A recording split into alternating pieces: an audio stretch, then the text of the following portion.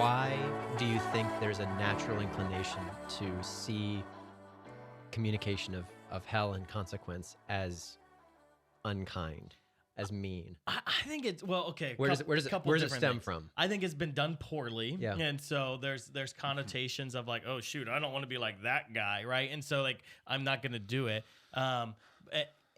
And I think that we live in a soft culture that's just not like that.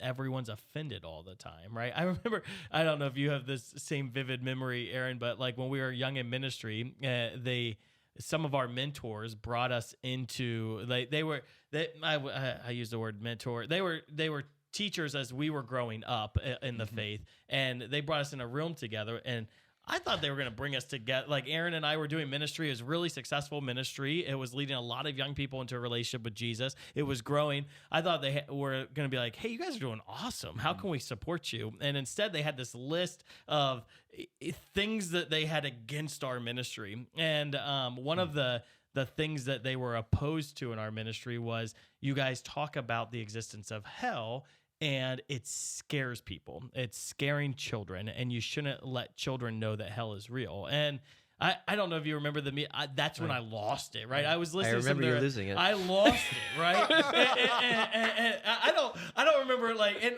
when like, I don't know if it's the prophetic nature in me or if it is a lack of virtue. But like a little both. A little Good bit mix. of both. Yeah. But like I was like, absolutely not. Like I would rather go to hell than not share the gospel with others and tell them like, woe to me if I don't preach the gospel. And the gospel, that is part of the gospel. And yes. Yeah, that was the end of the conversation. That was the end of the conversation. I literally, I got up and left. There, I wasn't going to listen to them anymore. I get it. Well, because when you tell the church not to preach hell, you're literally asking them not to preach the gospel. So what you can say is don't scare people.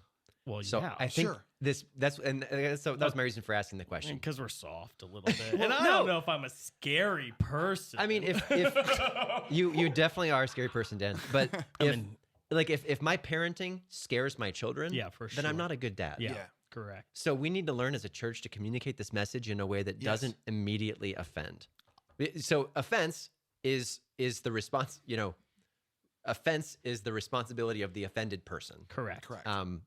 We need to exist in a place where I'm not easily offended, but at the same time, like I have a responsibility as a dad to make sure that I'm prioritizing relationship with my kids and not communicating discipline in a way that frightens them. Because you want them to receive the word you're sharing. Of course. So yeah. Right. And I would.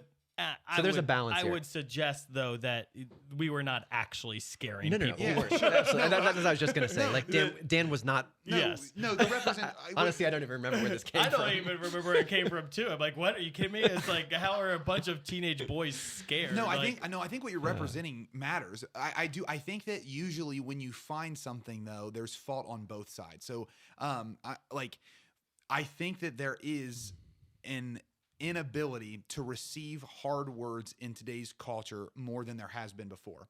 I also think there is a poor ability to communicate the hard things of truth in an effective way now that there wasn't before because of animosity on both sides for the other. And so what I want to say here is I think that the church classic in her perfection has the solution, right? Like when I talk, whenever I feel like the Lord in a message wants me to preach the reality of hell, I preach it from a standpoint of like what the church fathers would have talked about, which is on the other side of eternity, there is one fire. And it's the all-consuming fire of God's love. And it pervades everything. It has to touch everything. But the disposition we have to the fire determines how we exist forever. So it's not God throwing fire at me like a Greek god in destruction. It's he in and of himself is an all-consuming fire.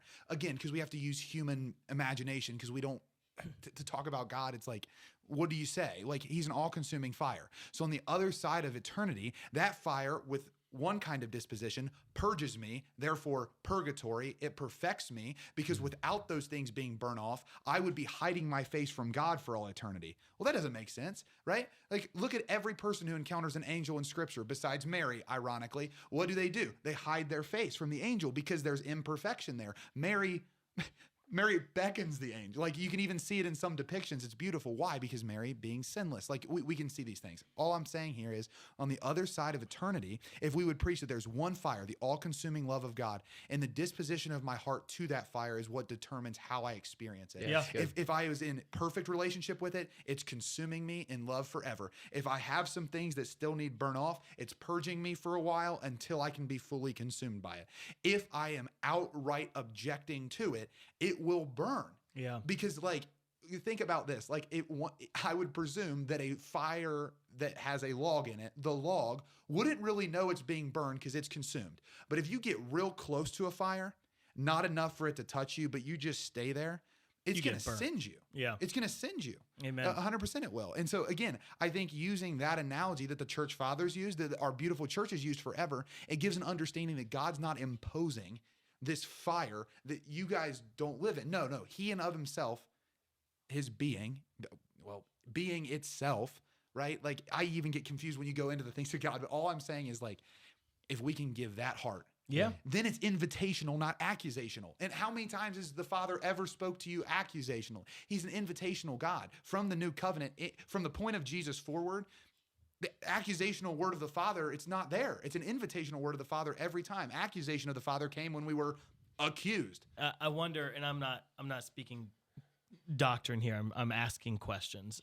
How do we know that we're not the rich man in the story of Lazarus, when in effect, as an American, I live wealthier than any other person in the world, right? So I am the rich man. I am. And what I do with what I have received, my time, my talent, my treasure, what I do has real consequences on my eternal salvation as well. And if we have this, if Christianity is making sure that I live a good, peaceful, comforting life here on earth, if peace and consolation is my end goal in this world, I think I've actually missed the mark. Like, if I'm fat and well fed, and both materially and spiritually, and yet I don't give back, I am the rich man. So if listener, if me, if us, if spiritually we are fat and well fed, if the Lord has poured out grace upon us